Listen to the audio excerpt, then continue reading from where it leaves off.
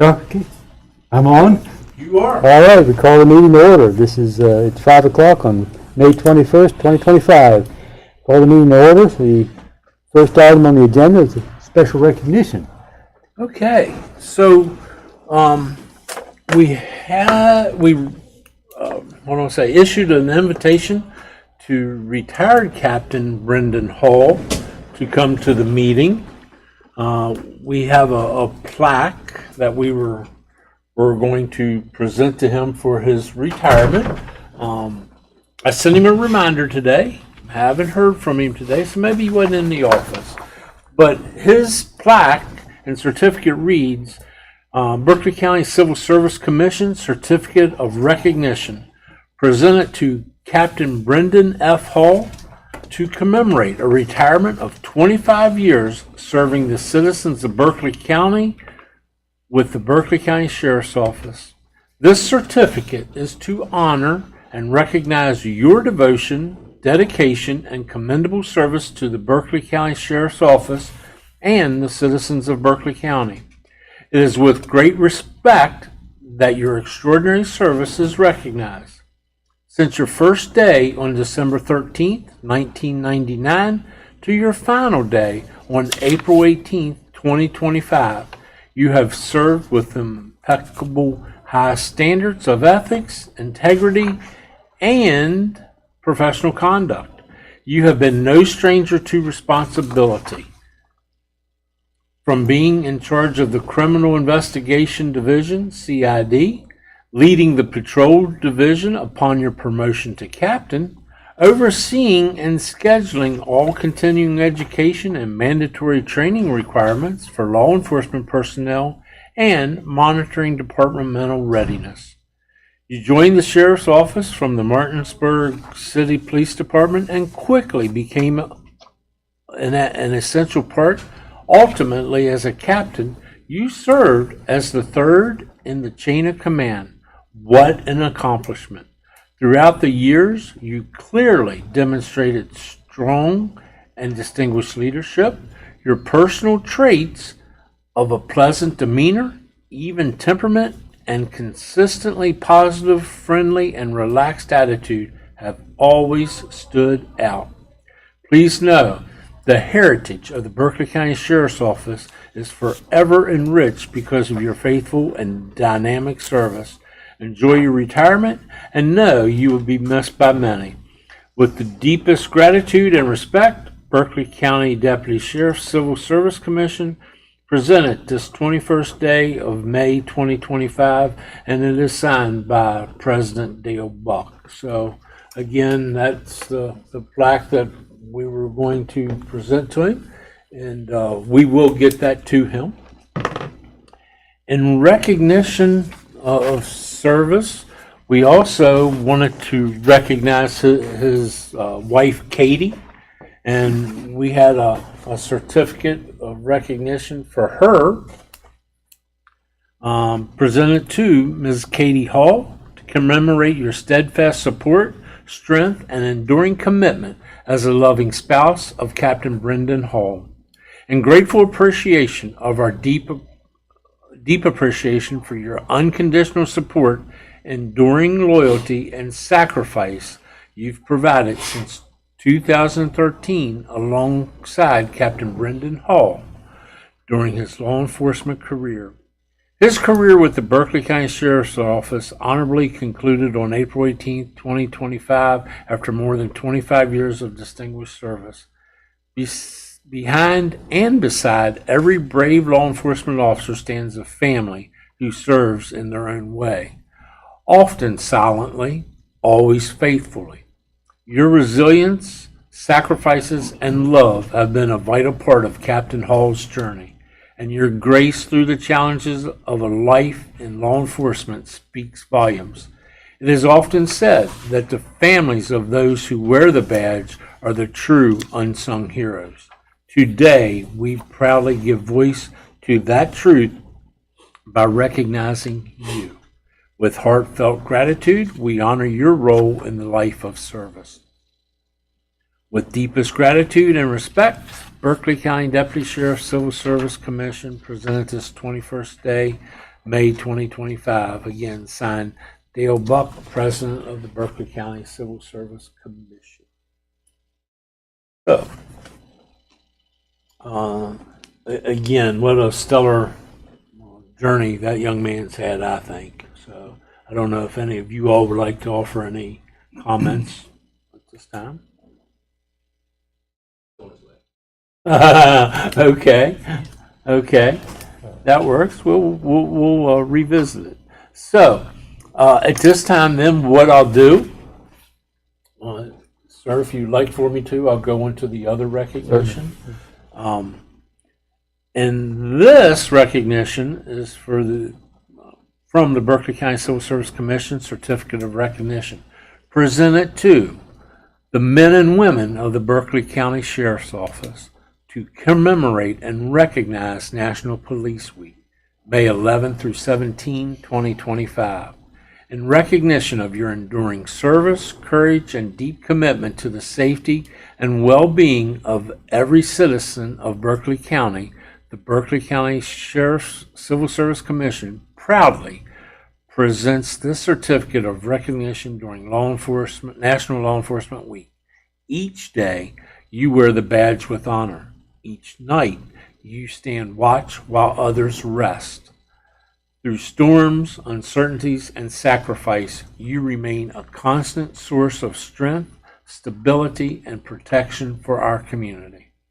We understand that your roles are not without risk, and weight of the responsibility you carry is immense. You serve not for praise or recognition, but out of calling to protect and serve. The selflessness deserves to be honored, not only this week, but every day.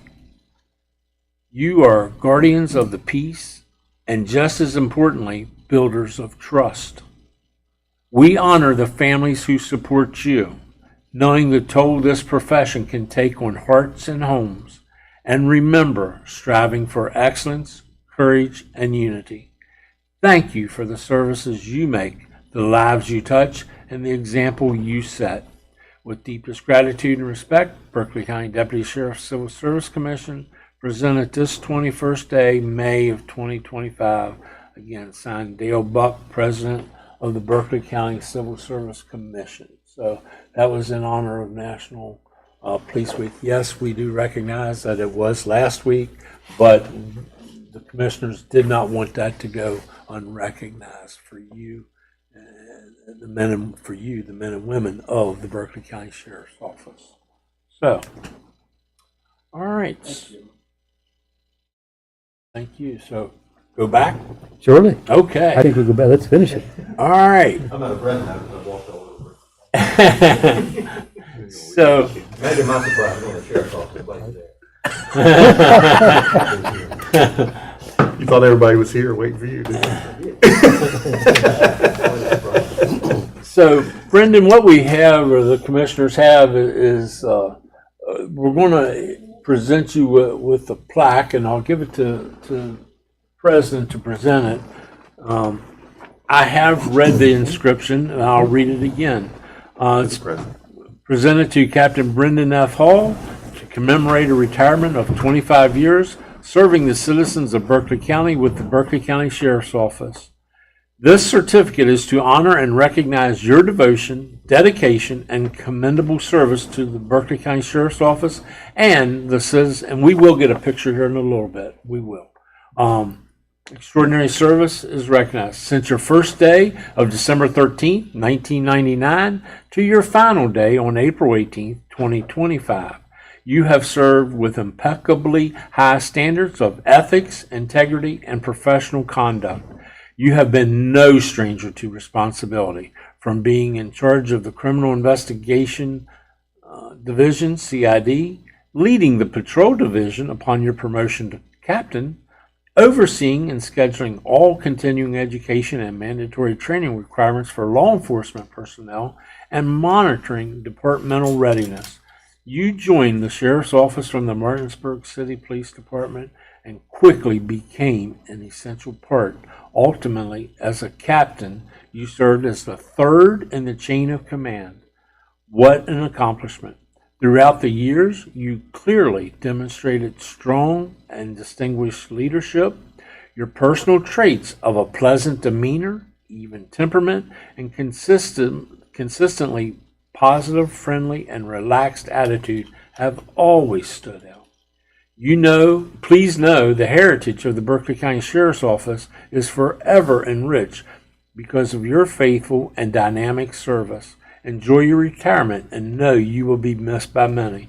With deepest gratitude and respect, the Berkeley County Deputy Sheriff Civil Service Commission presented this 21st day of May 2025, signed Dale Buck, President of the Civil Service Commission, and it's presented on behalf of all the commissioners. Yes, sir. Congratulations. Congratulations, buddy. Thank you. Congratulations. And don't go anywhere. We also wanted to recognize Katie. She is homesick, so she could not be. Okay, that's fine. Well, this will be a good thing to take her home to then. It's a certificate of recognition presented to Mrs. Katie Hall to commemorate your steadfast support, strength, and enduring commitment as a loving spouse of Captain Brendan Hall. In grateful appreciation of deep appreciation for your unconditional support, enduring loyalty, and sacrifice you provided since 2013 alongside Captain Brendan Hall during his law enforcement career.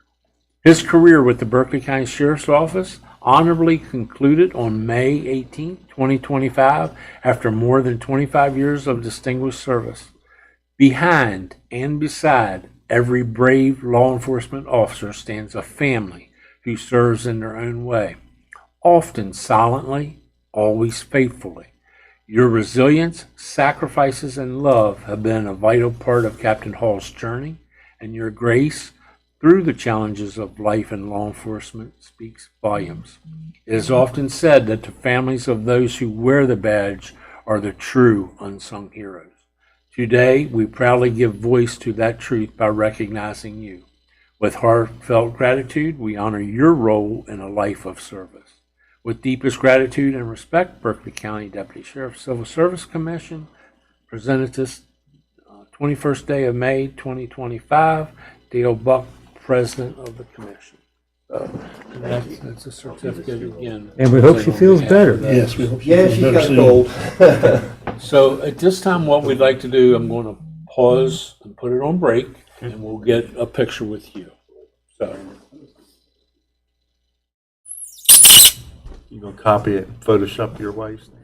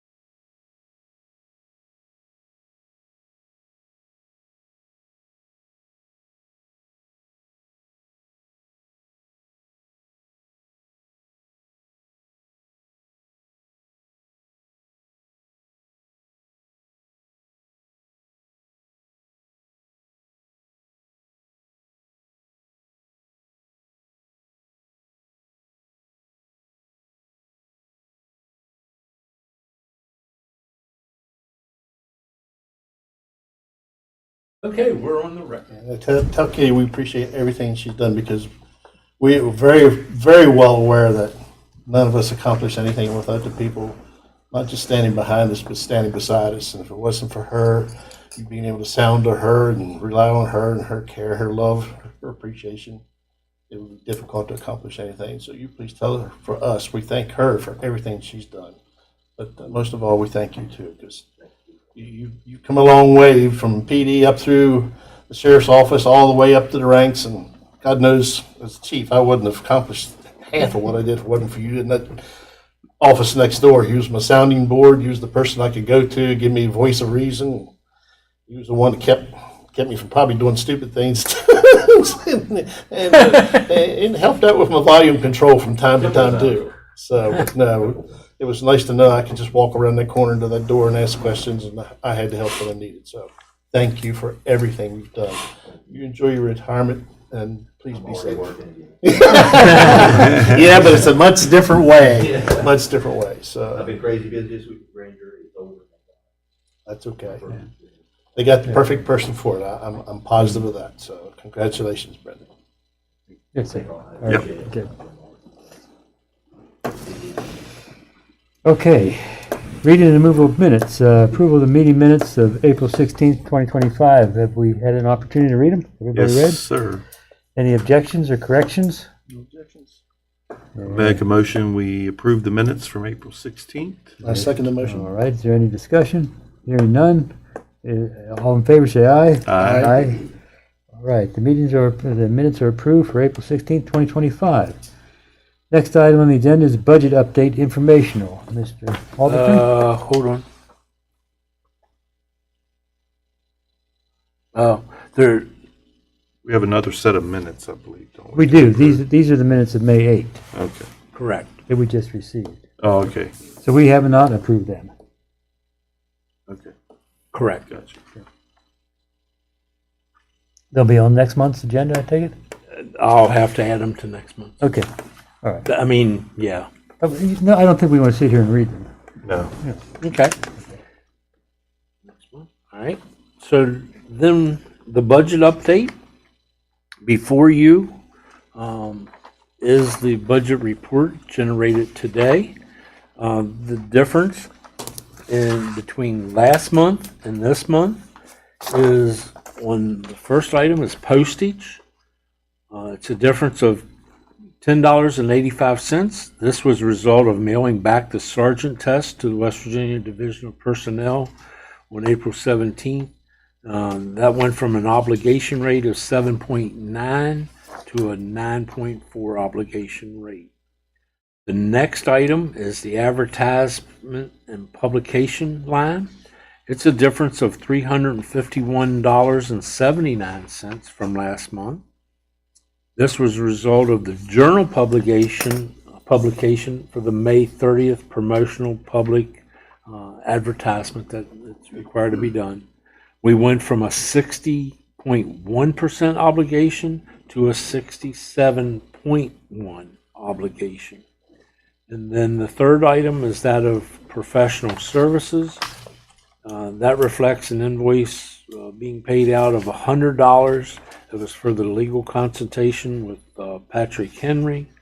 And a check was issued to Mr. Henry on April 29th. That took us from an obligation rate of 0 to a 1% obligation rate. So, in regards to the budget, I talked with the county clerk today. Mr. Petrucci believes they have, although the commissioners have not called to recall any monies not used at this point in time, he anticipates roughly the first week of June, whatever has not been spent will be called back to be turned back into the county. So the current available balance is that of $12,223.81, of which the bulk of that, $9,900, is your professional services for fees, contractual fees. So it's conceivable we could have another exam? is. And that we, It will be. so do we encumber that before that's recalled, or how does that work? No, Or do we what just- I anticipate, if you approve the date that's being proposed to you folks later on tonight, within the next couple days, I will contact the Journal and run that publication ad to go ahead and get that obligated now. It will be obligated this month. And that will probably be at roughly another $351. The only other thing that should come out of that money is the postage to mail back the test that we will be giving on the 30th and June 2nd to mail those back. And you mail back the test if you go with the test on what's going to be proposed later on during the meeting. That should be the only other monies needing to be spent. Other than, let me digress a second, there's an agenda item for to discuss attorney fees, possibly a retainer. And I'll cross that bridge when we get to it. So, Any discussion, questions? does that answer your question? Yes, I just was concerned because we still have a lot of work to do this year, Yes. this fiscal year. So I didn't want to. All right. Old business. Issue 2024-13, open hire process, revision and updated rules and regs. Who's reporting? I can. So Okay. we have met again, and we're not ready to put those out for final approval. We have a few odds and ends to tie up, and hopefully for the June meeting we'll be ready to present those for approval. Anything else? Next item, 2024-32, open hire physical agility and written exam, ready March 2025. Okay. As of May 9th of 2025, our office has received 3 letters from the sheriff's office through Tom Young, Chief Young, requesting 3 applicants. And those 3 applicants are Yannick, DiMartino, and Kirshner be removed or stricken from the eligibility list on March 28th, 2025. We have those 3 listed as separate individual issue numbers. 2025-2016 is request for Yannick to be removed. 2025-200021 is request to have DiMartino removed. And issue 2025-0024 request to remove or stricken applicant Kirshner. Those will be addressed individually here in a little bit. Depending upon your motions and votes on these 3 applicants, we may be forwarding another letter to Sheriff Blair, giving him potentially more names. So it depends upon your vote. This item will remain open until the current eligibility list is exhausted. So, the update on that testing. All right. Issue 2025-03, promotional exam request for rank of sergeant due to Sergeant Heagy demotion, voluntary. Okay. Go ahead, sir. The sergeant promotional examination was given on Thursday, April 17th, 2025. We had 2 corporals test for the promotional opportunity. They were Corporal Nathaniel Chronister and Corporal Stephen Dobson. The test results were provided by the West Virginia Division of Personnel at 9:02 a.m. on Tuesday, April 22nd. On Wednesday, April 23rd, 2025, the overall scores were carefully calculated by myself and verified by President Buck. Upon the verification, A letter was prepared and signed by President Buck and delivered to Sheriff Blair. It should be noted only 3/10 of a point separated the two candidates.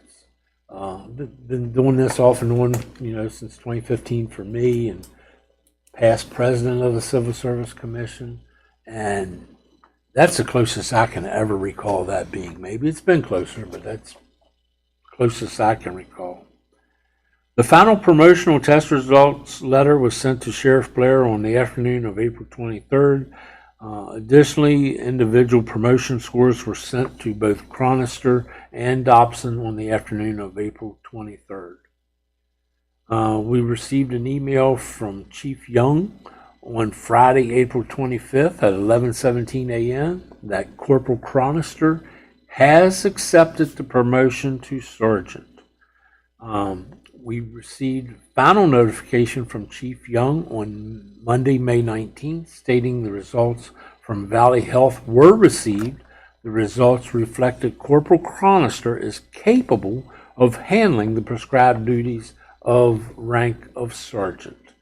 Chief Young's letter also reflected that Corporal Chronister will be promoted to the rank of Sergeant with an effective date of Monday, May 12th, 2025.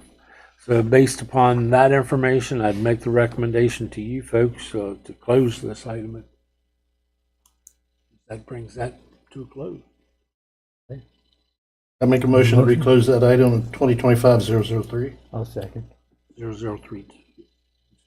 I'll second. Any discussion? Correction, it was issue item 2025-0032. I'm sorry, 32. You're right, correct. No, it's not. No, it wasn't. Issue 2025-0003, promotional exam request and rank. Correct. I stand corrected. Thank you. Yep, that's on me. Okay, so we got the motion. Yes. Did we vote? No, we didn't yet. Let's vote. All in favor, say aye. Aye. Opposed? All right, that is closed. So that is 2025-0003 is closed. Okay. Moving on to 2025-004 legislative session. Is there anything to report? If you want me to run through that list, I can. I don't. I'd like to abstain from doing that, and here's the reason why. There's 7 or 8 items on the list. Nothing was approved for related to civil service. So I'm going to move that we close that item. thank you. Second on that? I'll second. Discussion? All in favor, say aye. Aye. All right, that's closed. All right, legal counsel. That is issue 2025-0012, Civil Service Commission Legal Counsel. Mr. Alderton, where are we? Okay, the invoice of $100 was submitted last month at the monthly meeting and paid on April 29th. A letter was drafted and sent to Mr. Patrick Henry and to Mr. Michael J. Funk of Steptoe and Johnson, PLLC. The purpose of the letter was to see if they were interested in submitting a letter of interest for a retainer fee to serve as legal counsel for the Berkeley County Deputy Sheriff Civil Service Commission. Both parties were given a suspense date of Thursday, May 15th, 2025 by 5 p.m. to reply. Mr. Patrick Henry did reply with a letter of interest dated May 12th. Mr. Funk failed to respond. In regards to retainer fee, I did speak with Mr. Wine that if you all voted to go with Mr. Henry at this point in time with a retainer fee, is that authorized to cross over the fiscal year? So if you started with 1 June, can it carry over to the new fiscal year? And Mr. Wine said, yes, it can carry over. And I guess I would basically recommend maybe a $500 retainer fee for Mr. Henry. At that point, whatever you folks feel, but So did he not give us a retainer fee? Or- Let me back up. Did you see, he sent a I letter. did see the letter, but I don't see anything. In my normal practice, bill public entities at a reduced rate of $200 per hour, and I generally require a nominal or no retainer. That's all he said. Oh, okay. it does say no retainer. But the thought process was, if for some reason something does come up and somebody goes out and gets him before you all do, then maybe he'll go with first come, first serve. That's up to you folks. I think we should give some kind of retainer. I mean, I think it would be a good idea to have somebody on the thing. Yeah. I agree. Okay. I agree. I think we should. I make a motion that we approve a $500 retainer for as an annual retainer. Sure. Carry over. And I second that motion. All right. Any further discussion? All in favor, say aye. Aye. Opposed? All right. Motion passes.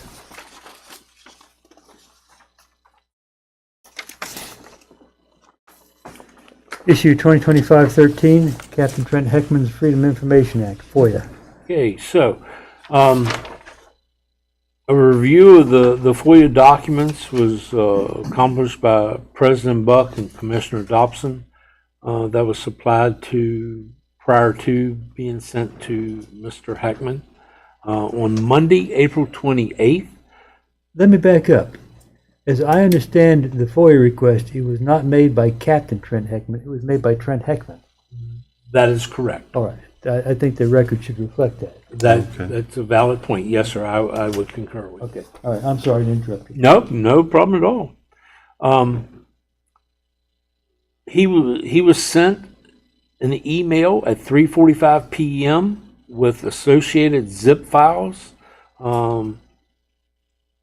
And actually there was 204 files that were sent to him. Additionally, the county clerk sent a letter to Mr. Heckman notifying Mr. Heckman, due to the size and volume of the responsive files, the requested documentation was sent using the Liquid Files computer application that the county uses for zip files.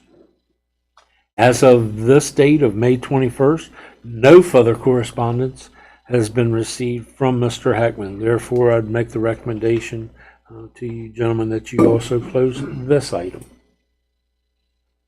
Make a motion, we close issue 2025-0013. I second that All motion. right. All in favor, say aye. Aye. That's closed. We did not. Let me back up. Can we back up to the issue of legal counsel? I believe we basically completed that issue, did we not? Yes, sir. I think we did. I think we should close that as well. Yeah, I'm sorry. Okay. Now I make a motion, we close item 2025-0012. I'll second. All in favor, say aye. Aye. Okay.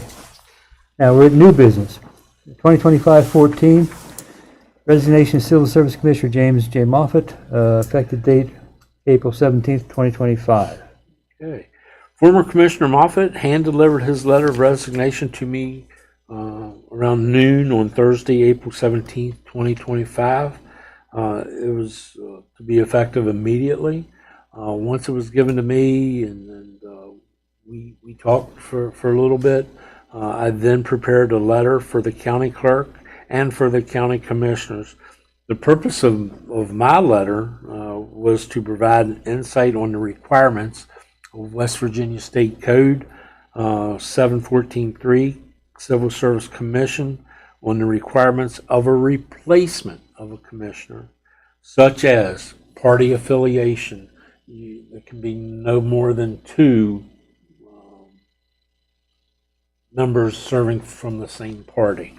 And also there was a 10-day requirement in state code to fulfill the new appointment.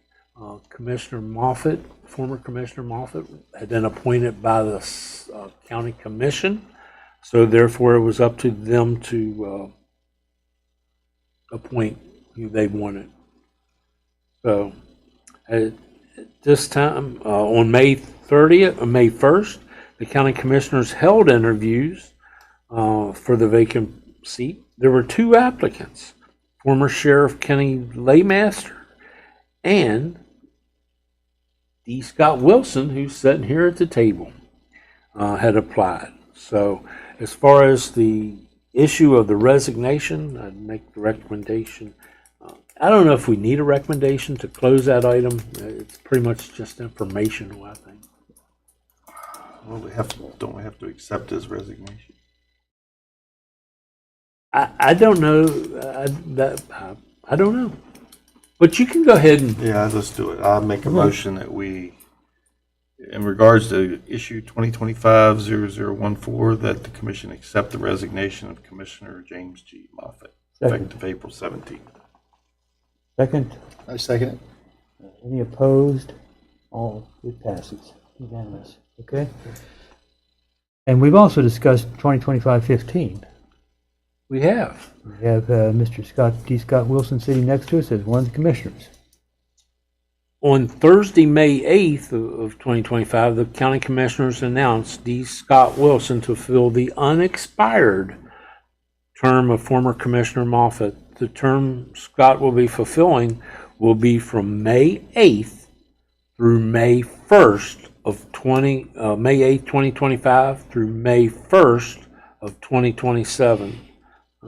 And he was sworn in the county clerk's office on Thursday, May 8th of 2025.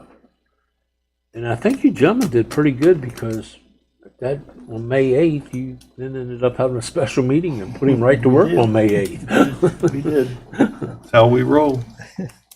All Yeah, right. congratulations. Yes, and welcome. You know that, right? All right, moving on to 2025-16. Well, we've got 2025-16, 2025-17. Now, wait a minute. 2025-16, 21, yes, 21 and 24 24. are related. Can we take them in? Sure. Let's run through them, please. That would be issue, request for promotion examination regarding, where I lost it. The request is stricken, Yannick, Okay. DiMartino, and Kirshner. On Thursday, in relating to 0016, Yannick, Yeah, Chief Young had sent a letter on April 17th to the Civil Service Commission requesting applicant Yannick's name be removed or stricken. On Friday, April 18th, 2025, a certified letter was sent to applicant Yannick informing him of the letter from Chief Young requesting his name be removed. In the letter, it stated basically he had until Monday, April 28, 2025, to reply back at 5 p.m. to have his intent to request or deny a public hearing received in our office. He did not meet that suspense date, and it was put in the letter, it was put in all 3 letters, that if they fail to respond, then it shall be deemed that they waive their right to a public hearing, and their names would then be removed, and they would not have a right to further appeal. When I send out the letters in this case, in all 3 cases, I track it through the Postal Service when they sign for it and what have you. Applicant Yannick never, it was unclaimed, so he never did sign for his. A couple days later, I did talk with him on the phone. He was aware of the information, but he had no intention to reply back to us, he said. So, right. Sorry. based on that, I'd recommend his name be removed or stricken. Motion? I make a motion that under issue 2025-0016, that we remove the name of the applicant Joshua Yannick from the eligibility listing. I'll second it. All in favor, say aye. Aye. All right. Yes, sir. Let's move on to 21. Let's just go through these. Please. Yep. This would be Anthony DiMartino. 21. Okay, with that being said, on Tuesday, April 29th, Chief Young sent a letter to us requesting applicant Anthony Ryan DiMartino's name be removed or stricken. A certified letter went out to him the very next day, April 30th of 2025. Basically he's telling him the same thing. His name has been requested to be removed. The letter stated he had until Thursday, May 8th, 2025 at 5 p.m.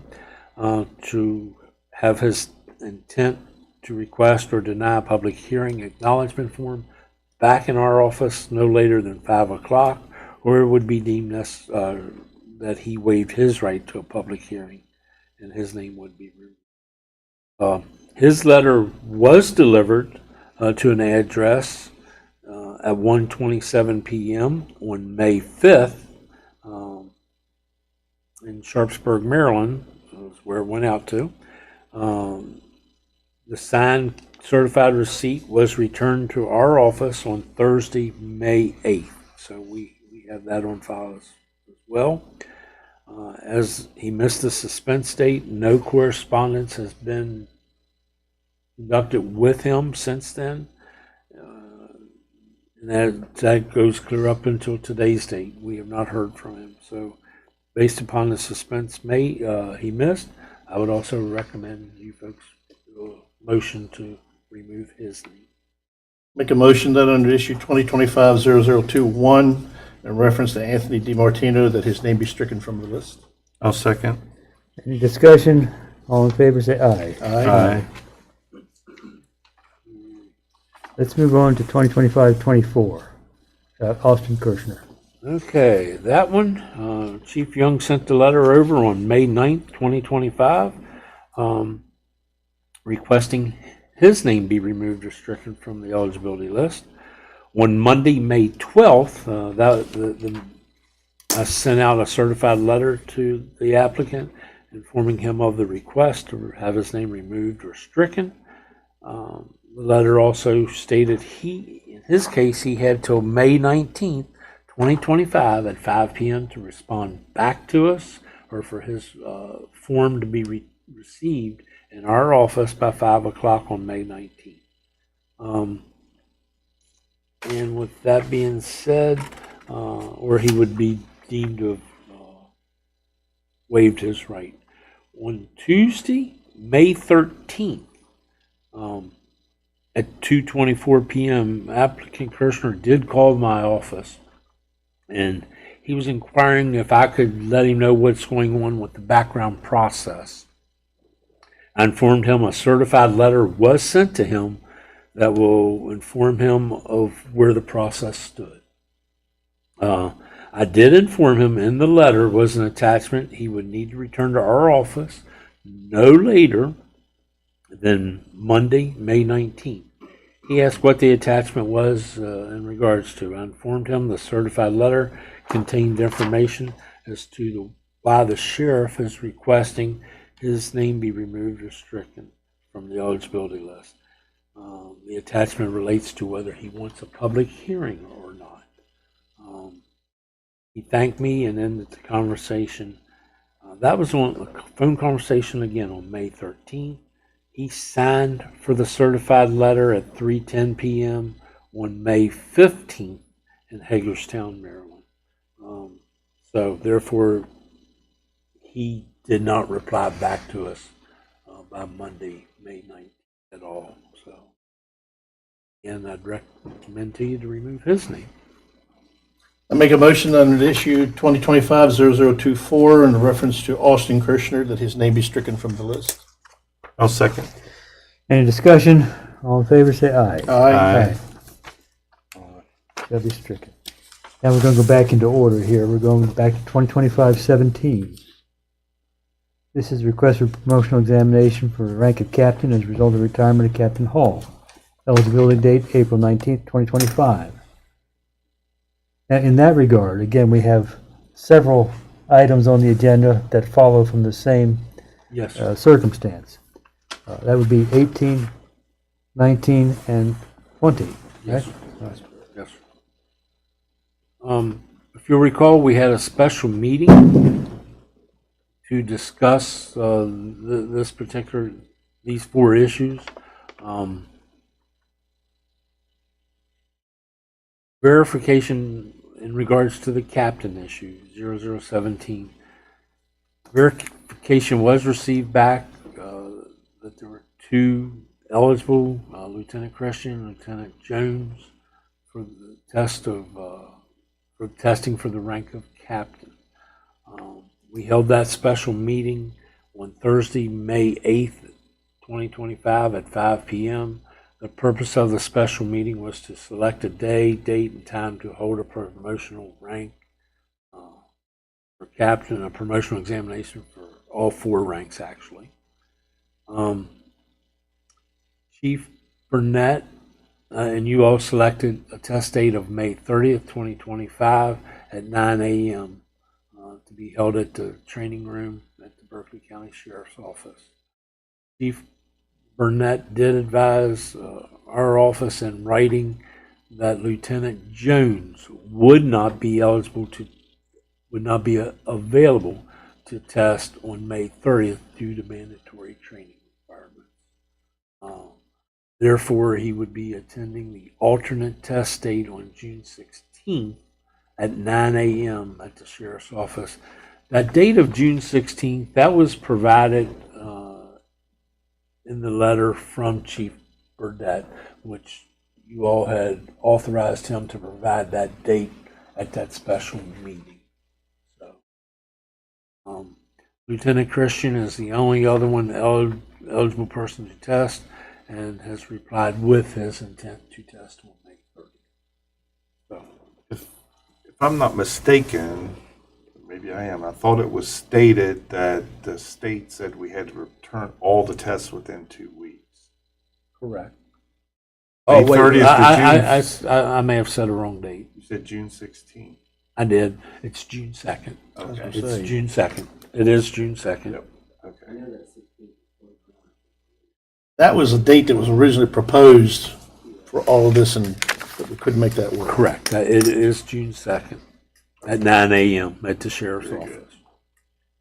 In regards to the promotion opportunity for Lieutenant, issue 0018, the same applies. The verification was received back that there was one person, Sergeant Anaya, is eligible to test for Lieutenant. We did receive his intent to test form back, so he's the only person eligible to test at this point in time. So, issue numbers ending in 0019, promotion for the rank of sergeant. Same information applies. Verification was received back that there was one person eligible, and that is Corporal Dobson, to test for the rank of sergeant. He will test on May 30th, 2025, at 9 a.m. He is also the only one eligible to test and has replied back with his intent to test. Issue ending in 0020, corporal for the rank of corporal. That one got a little sporty. There was, originally we sent a letter over. We had 7 names missing off of the list for verification. Again, that's a checks and balance we have going with Chief Young and Ms. Sullivan. So they provided us the 7 names that we were missing. We made the correction. We sent back that there were 28 names on the eligibility list for corporal. Promotional test was set for May 30th at 9 a.m. in the training room of the Sheriff's Office. Chief Burnett did advise our office in writing that Deputy Cooper, Deputy Meeks, Deputy Milburn, Deputy Northcraft, and Deputy Jones, Chad, Deputy Webb, and Deputy Weidman were on mandatory training and would not be able to test. Two names out of what I just read off to you, Deputy Jones and Deputy Weidman. We did not get a reply back from Deputy Weidman that she was interested in testing, and Deputy Jones did reply back that he is not interested in testing. So there was one more name that ended up getting added to the mandatory requirements. Chief Young sent me a letter that Deputy Hooper has mandatory court on May 30th, and a subpoena for his attendance in court was supplied to me. So he was added to the list. Just for a point of clarity, at the special meeting, it was discussed repeatedly that there were only corporals that would be missing the test.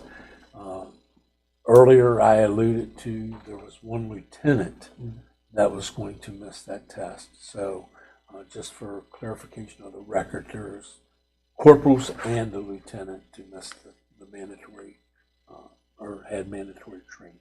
So, and that's on all those items. And you're going to proctor on On the 30th? the 30th? That's correct, sir. And I'm going to proctor the 7th. Is that correct? Mhm. Okay. Just a question. So I know it's in our rules that we give a public notice of a promotional test. But why do we have to do that? We can walk over to the department and find out who wants to test and who doesn't and let them know. Why do we have to put it in the paper for promotion? Because the only people eligible are people in our department. That would save us $350 every I time. agree, but the way the state code is written, it says all competitive examination. It's in the code. Yes, sir. That's the only reason we do it. I mean, it's not under promotions, though. Yes, it is. I couldn't find it. Pretty sure it is. Well, we can talk about that later, but I didn't think it was in there. I couldn't find it in there.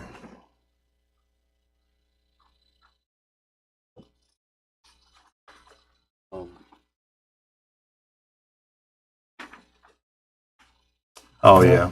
It's in Yeah, I 715 see and it. 9, I believe. Yep. Never mind. Yep. Forget that. All competitive examinations for appointments or promotions. Yep. You're right. Right, so these It items. just seems silly to me. I mean, in the days of email and proximity. And Those just- not the days of email. And for awareness for you folks as commissioners,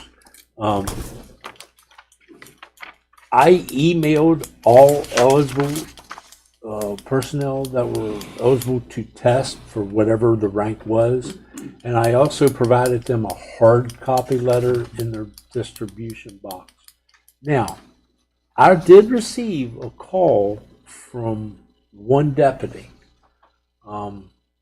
asking me about, understand that there's a test that's going to be given, a promotional test.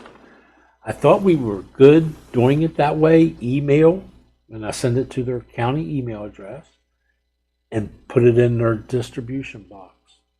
Apparently this deputy has been on leave for a while. I think it's a medical leave. So she's not checking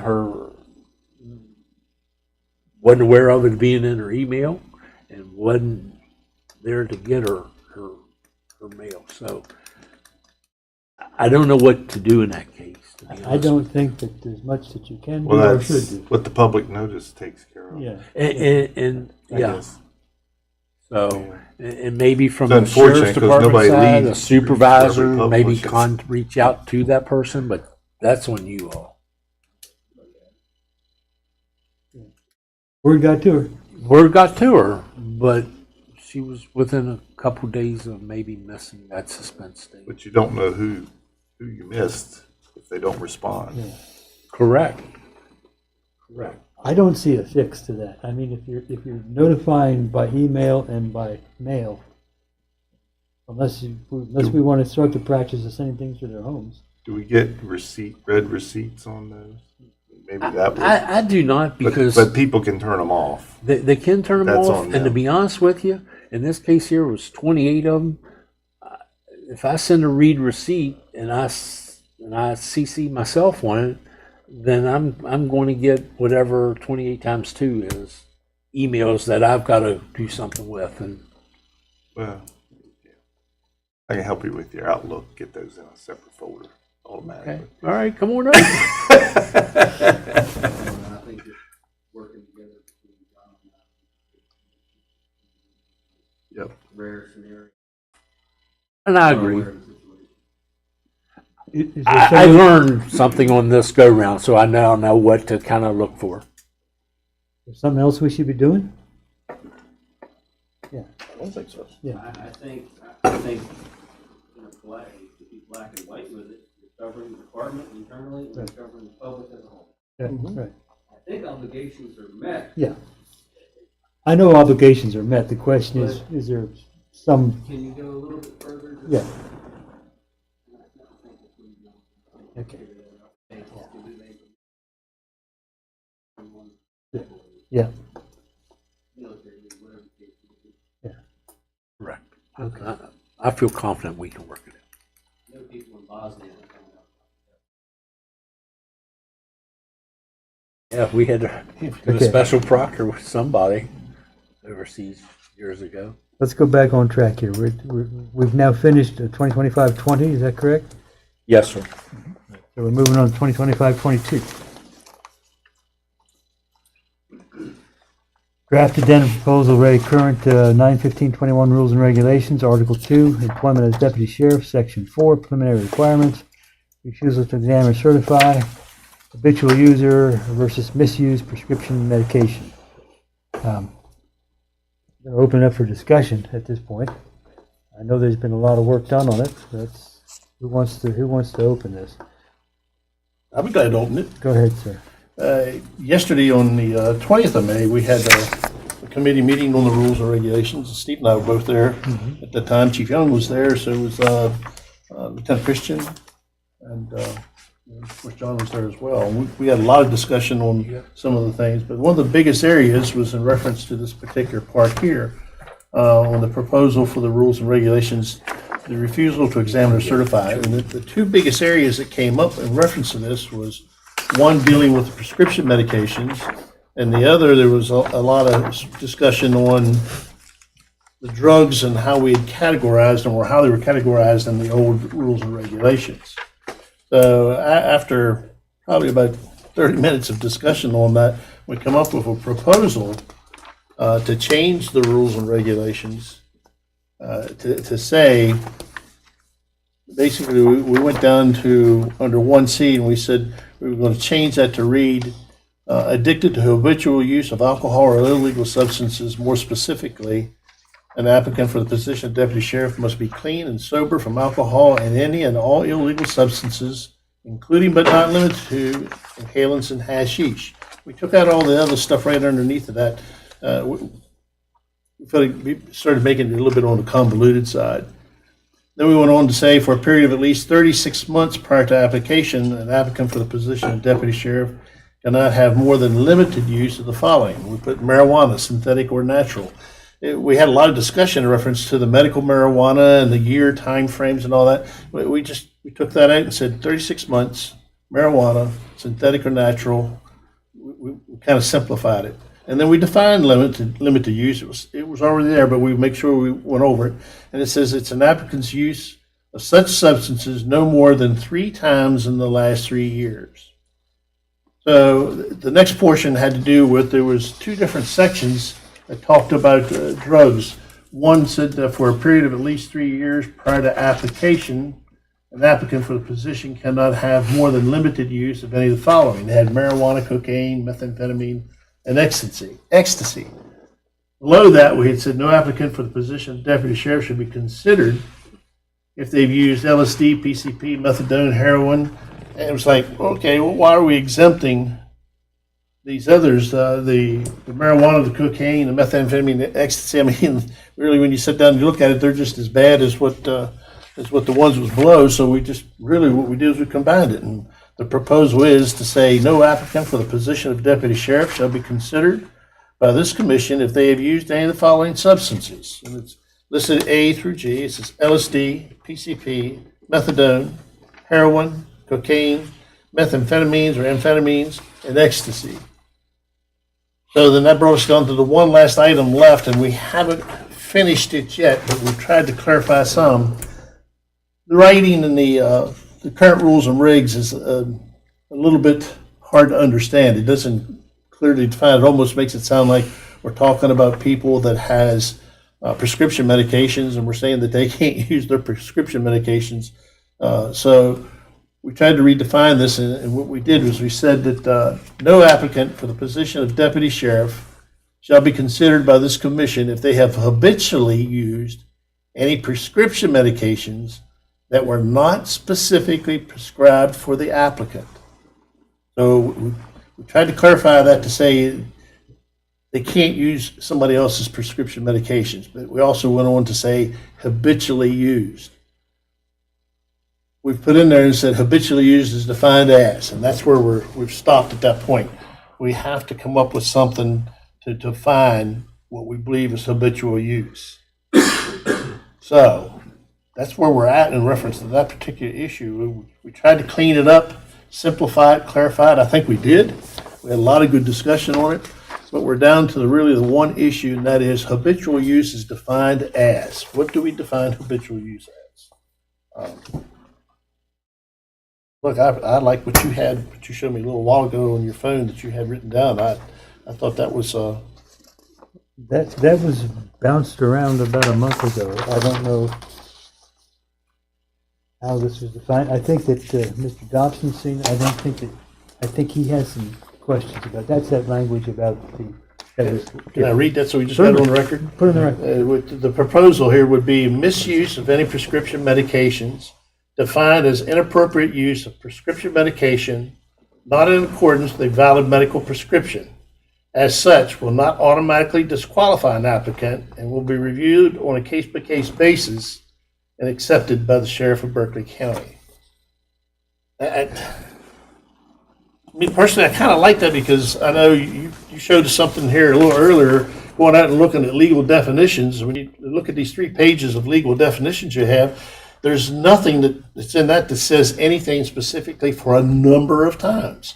And it even tells you that the courts will look at these cases on a base-by-base case to see, I guess primarily look at it and say, what can you show in a person's past? So how can we define anything to be more specific? I don't know that we can. I think it does come down to a case-by-case situation. I think if we use this type of definition, it's going to come down to the point where when the sheriff's office does their background, they find this on somebody, and they say, this is not what we want, then they're going to have to say, no, we don't want this person. The person, we ask them if they want a hearing. If they want a hearing, then we'll bring everybody together, bring that person in, let them make their case, let the sheriff make his case, and like any court, we would make our decision for that. But that's where I'm at. That's my discussion on that. I always get worried when it says case by case because I don't want to be in here every month in a hearing. But we want to get the best candidates. But I agree. Read through that. I think that's probably as close as we're going to get to defining habitual use or defining that issue. Because and going back to your the lists of the actual drugs, item D. I mean, it's probably a discussion more for the Rules Committee, but I think we need to think about, as Chief Young has pointed out, there's a lot of other names for drugs and other drugs out there now that we couldn't possibly list them all, that we may want to go to schedules. If I Chief may, Young's. if I may, you brought up a second point now.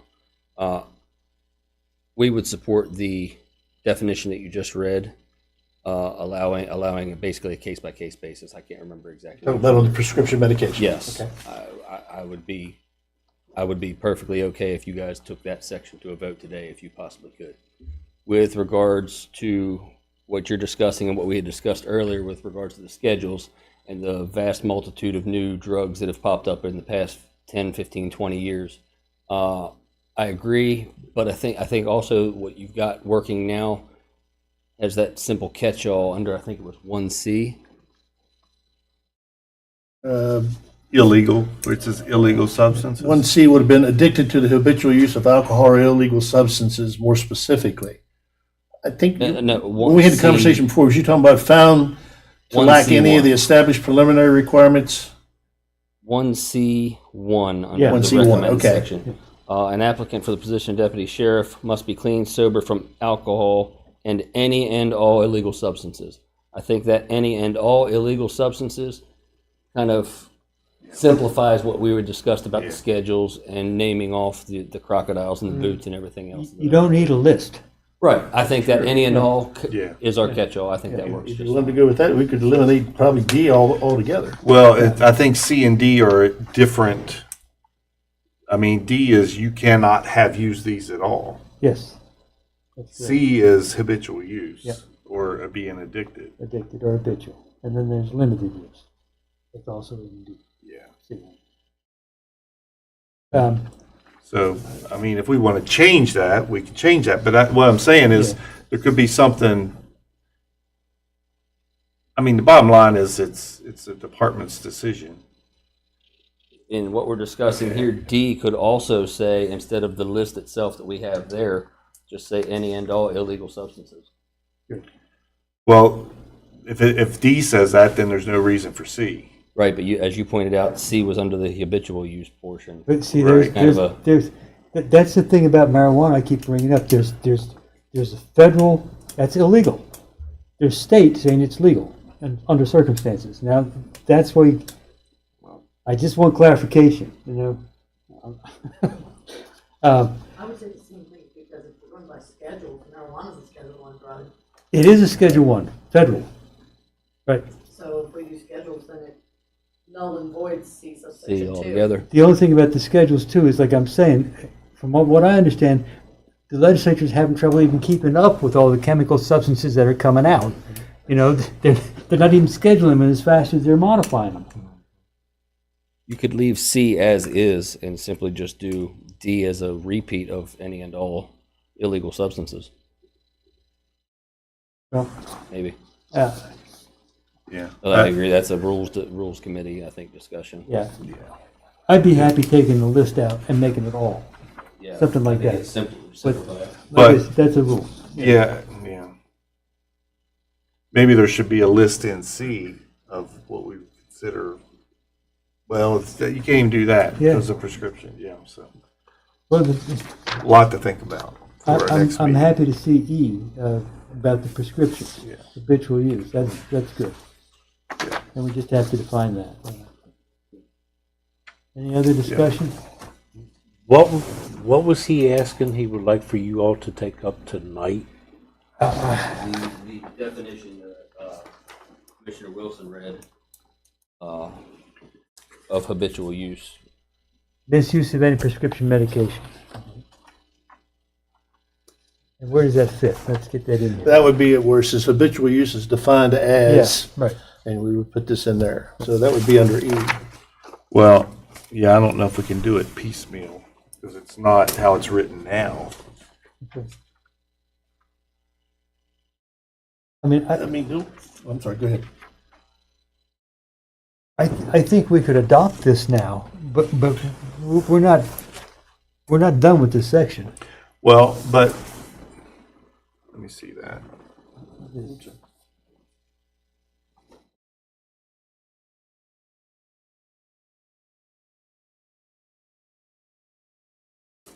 Well, does it currently say habitual use?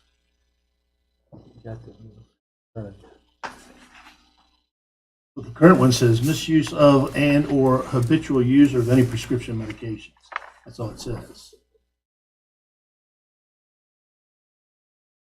If you're trying to do an amendment to the current rules, then I would say we just take and say you're going to make an amendment to Article 2, Section 4. Which one do that? Section 4, F 3.5. Just change that one particular thing to say that no applicant for the position of deputy sheriff shall be considered. Go on from there. That's all you're trying to do right now. But I don't know that we can Well, adopt everything else because you're still, yeah. it looks like we got some more discussion on it. I think, though, reading this, it's, first of all, it's not in complete sentences. So, I mean, defined as inappropriate use of prescription medications not in accordance with a valid medical prescription is not a sentence. It doesn't have a verb in it. No, but if you take Or what is defined? where we had as? this sitting here, it says habitual use is defined as, and then, Well, I understand that, but it needs to be changed from this, because this, I mean. I'm confused. Chief, Because- one of the issues that I thought we were trying to get through here was that you may have had an applicant that was, perhaps had an issue that we could deal with reasonably without, and I also understand there's a possibility said applicant is not interested any longer. Said applicant, as of this moment, is still interested. And yes, this applies directly to an applicant we have right this minute and is holding up that process. We don't want to pass up on a what seems to be qualified applicant based off of everything we found thus far, given our inability to fill our ranks. Any little ray of sunshine that we get at this point, we try to hang on to. Well, so it would be a change to item 5. Okay, I see what you're saying. But ecstasy is not item 4 right now. Yeah, yeah. So, as could you step up for a second? Just state your name, who you represent. Jody Strickler, president of the Deputy Sheriff's Association. Has the Deputy Sheriff's Association had a chance to review this? We have not had a chance to review this specific piece of paper. I just received it. We did speak at the last meeting. There wasn't any, or actually it was the meeting previous to the last meeting. We read all of the proposed changes, and then we submitted to you guys along with the Sheriff's Department our recommendations as far as adaptations.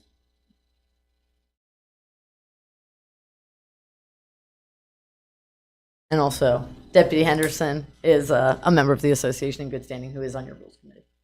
But this wasn't presented at the Rules Committee, so. I see, okay. If you want my opinion, a more simplified possible definition for habitual use in the context of what we're trying to do would be maybe habitual use is defined as the abuse of a prescription medication to the point of dependency. And that could be reviewed on a case-by-case basis. Habitual like use that is too. usually, I to some extent. Yeah, I mean, I'd be, That would give you a threshold. personally, I'm only one vote, but I'd be inclined not to approve that tonight. But I don't think we should move at that speed to something that's, because it could be we change it in the rules and we have to change it again in a month, and, I understand, John. I mean, get I it. just- I get it. that's just me. But if you guys want to, I mean, there's 3 members here, so if it, The other option you have, and I know it does drag the process out, but the person can be passed over 3 times.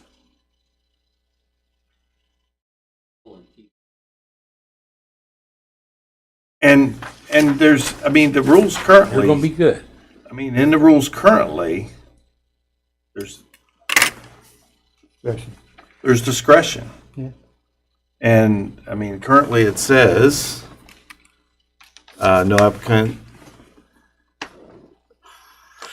shall be considered by this commission if they have used any of the following substances as misuse of and/or habitual user of any prescription medications. I mean, what's your definition of misuse of? Yeah. That can mean a lot of things, so. But, I mean, again, it can be approved, but. We also do have a meeting scheduled for this coming Tuesday, so I can bring this up at that point, and if we want to have a special meeting.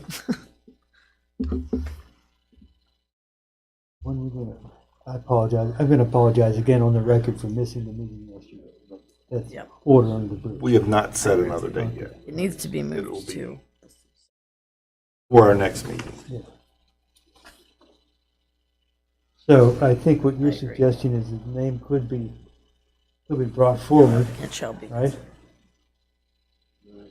No, I don't think so. Okay. What I'm saying is the applicant's name can be passed over Right, for the present time. yes. But are there other names on the list? Oh,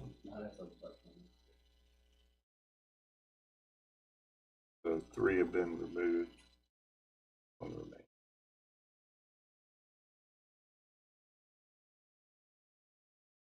Is this a person that you're thinking about getting rid of, or is this a person you want to keep? We want to Okay. I just want to clarify so I understood properly. That's, I'm sorry. There really I don't want to isn't be a any squeaky way. wheel, but that's another issue I have of just approving something because we want to get one person right, through. I agree with that. You know, you're not gonna make policy decisions because there's a person out there that you wanna grab. Yeah, it's not like Yeah, yeah, What they're saying then is, this is a person that they think is worthy of keeping, but they're concerned about the way the rules currently read, it may be a problem for them. So, just a question for you. You were saying about they could send forward, but can he put his name on a letter and say that the applicant has met all of the requirements of the rules and regulations and state code? Well, I mean, based on what I know of the situation, I would be able to do that Okay. because it says misuse and I mean, misuse is not defined. But up above that in the rules and regulations, it says no, what is it exactly? No applicant for the position of deputy sheriff shall be considered for this commission if they have used any of the following substances. And that's where item or subsection 5 falls. That Yeah. says misuse. So it completely excludes that person. Well, not until you define If misuse. you define misuse as one That's time using something, what it initiated with the background investigator doing the case. I'm not entirely sure which one it was. He brought it to his sergeant of CID, who also concurred with him, brought it to me, the rest of the command staff, and we can, well, that based on current black and white, how we can allow her to continue. Are you saying that because we don't define misuse currently in the current rules and regulations that that's where the wiggle room exists?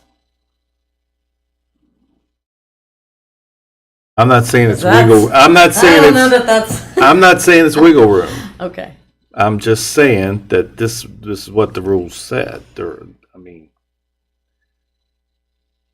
As, if I might, as black and white as we have been over the past year or so, rules and regulations, I do not feel comfortable signing my name to that document okay. as it's written right now. yes, sir. Yeah. Appreciate that. And personally, I'm not comfortable approving something that I just read 10 minutes ago. So, Okay, so I move we table. A second. sometimes the wheels turn slowly. Any discussion on the motion? All in favor, say aye. Aye. Okay, it's tabled. Sorry. All right, Who made that motion? I did. Did we do 23? No, we haven't done 23 yet. All right, we're at issue 2025-23. Request for commercial examination rank of corporal, result of resignation of Corporal Walker. Eligibility date May 4. Mr. Alston, where are we? Okay, so on that one, on Wednesday, May 7th, 2025, Chief Young provided our office with a letter requesting a promotional examination for the rank of corporal. It's a result of Corporal Walker's resignation, which was effective on May 3rd, which makes the next date of eligibility the next day, May 4th. Ms. Sullivan had sent an email on May 8th to verify that June 16th, 2025 would be a perfect date to test. In the classroom is available. I followed up on May 19th requesting any other dates to give you folks an option in June. And the response back was, she stated in an email, that is the only date from June 3rd to June 27th that doesn't have training of any kind showing. So Is that mandatory training? That's the key, right? mandatory It is has the to be key, unless it's mandatory. for an alternate date. It has to be mandatory training. But on June 16th, Yeah, but that we have a date. We Yeah, have a so date. I'm just saying in the future, Get we want to get clarification. as early a date as possible. We should, specify that it is clear that it has to be mandatory training, right? Correct. So I would recommend to you that you select June 16th as the date. How many people, Soldier? It'll be 28 again, because the date of eligibility is May 4th. There's a new, there's a deputy that becomes eligible for the promotion for this proposed date. He became eligible on May 1st. He's not eligible for the one on May 30th because May 1st is his eligibility date. I move that we schedule a promotional exam for June 16th. I second that motion. All right, any discussion? All in favor, say aye. Aye. Tess Proctor? Aye. I think I can do that one. Double check.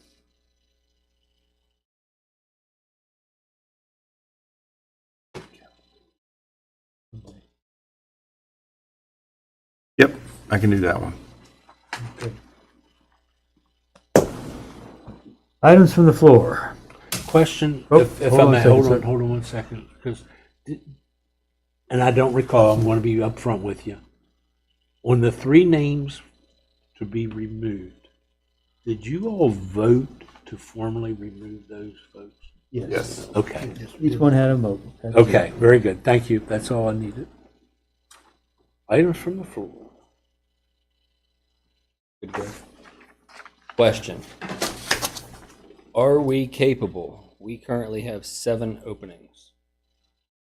Based off of the 3 at a time rule, which I know is established by code, can we, and this was the argument I had in my May 9th email to you gentlemen.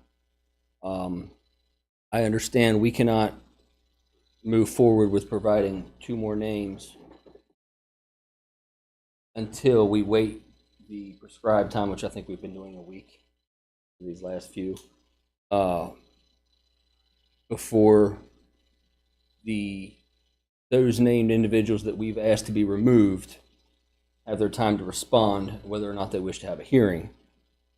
In situations such as now, where we've got so many openings, 7, we can only do 3 at a time, in this case 4 because we had a tie.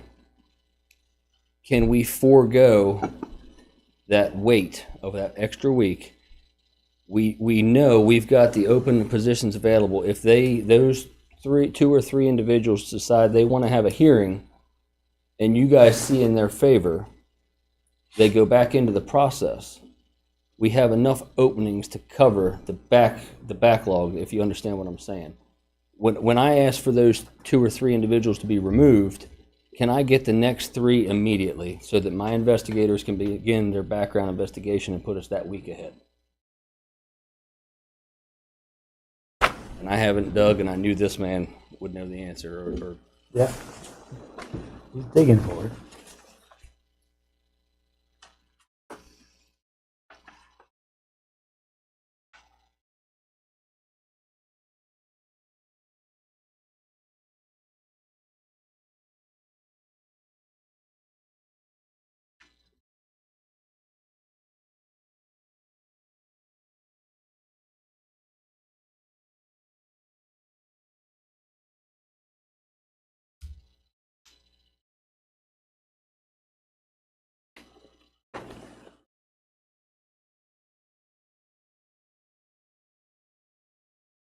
How many more names do we have to give?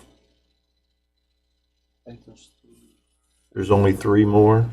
Well, let me back up. We're going to give 2 more names, and then after those 2 names, I think is there 5? There'll be 5 left. We've gotten, wait a minute, You have Yes. 1 in the hopper, 1 in the hopper, and we've done 3, so there should be 5 left. so that's 6, and you have 7 openings? We have 7 open. I don't see why we can't schedule another. So long as rules and law, I don't think the rules catch me. Are you asking, can we go ahead and schedule another test date? Or No. are you just No, asking, you want No, to get he's more asking names? for more Oh. names. Yeah. That makes me nervous. Yeah, sounds like. Sounds like I'm gonna be stuck at the river again.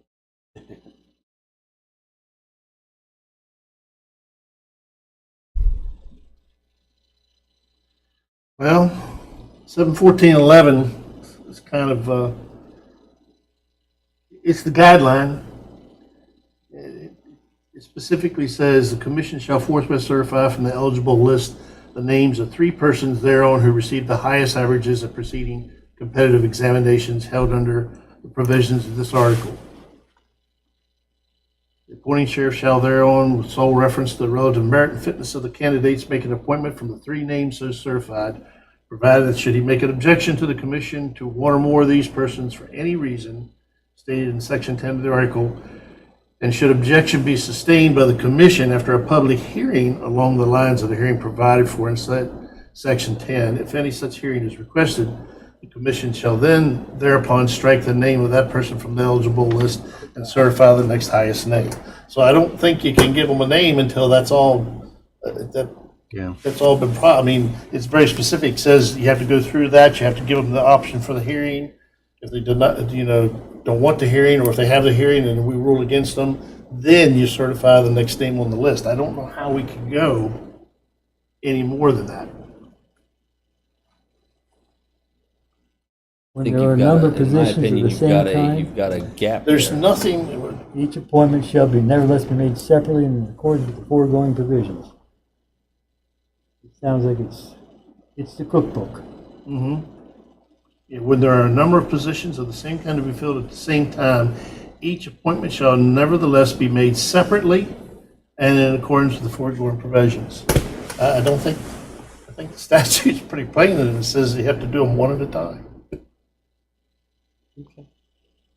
I know you don't like that, and I understand where you're coming from, trying to push things through forward, but sometimes our hands are tied a little bit. Okay. I don't even see wiggle room in that to try to work around it. And I don't, I had anyhow. not researched it, so I didn't know. So does that mean you can't have a list for each appointment, each open position? I think we've had that discussion in years past.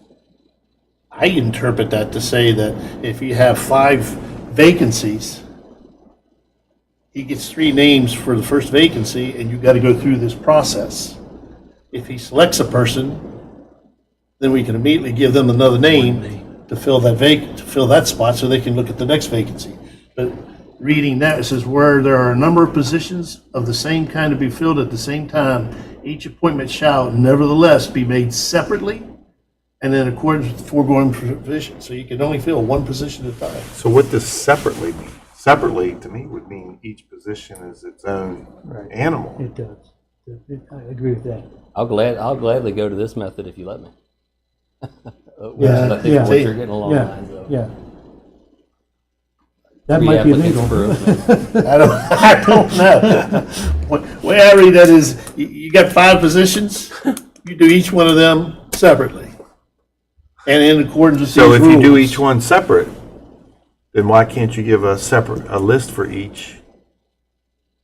Because give him 3 names. Yeah, You, Yeah. me, okay? Yeah. And now you're until- going to 3 other names, but if we select Yeah, you, 'cause these then- 2 names and 1 more person Yeah. is If eligible for those that are all 3 position. good candidates, It's a you're only domino gonna effect. get 1. It's a domino effect. Yeah. So, Yeah. you gotta clear the list. yeah. Yeah. Sorry, Tom. He loves you though. I gotta admit, you work hard. You were going, you make a stink. I mean, What it all boils down to, gentlemen, you know this as well as I'm going to get ready to say, we're fighting 50-year-old rules that don't apply anymore. Yeah, exactly, Yeah. exactly. And we can't get them Don't changed. apply, but a lot of them don't apply. You know, or at least Amen. modernized. yeah, the process could be a lot better than it is, that's for sure. If there was Any, a way to work around that, I think Is it we time would, to but I don't adjourn? see no way to work Do we around have that. announcements? any other items from the floor? Announcements? Next month's meeting is slated for Wednesday, June 18th, 2025, hopefully here in the chambers. I will need a number for that. Call in. Oh, Okay. vacation? Yeah. Good. All right. Anything else? Motion to adjourn? I make a motion, we adjourn the meeting? I'll Second? second. All in favor, say aye. Aye. Aye. We are adjourned. At 6:32. All right.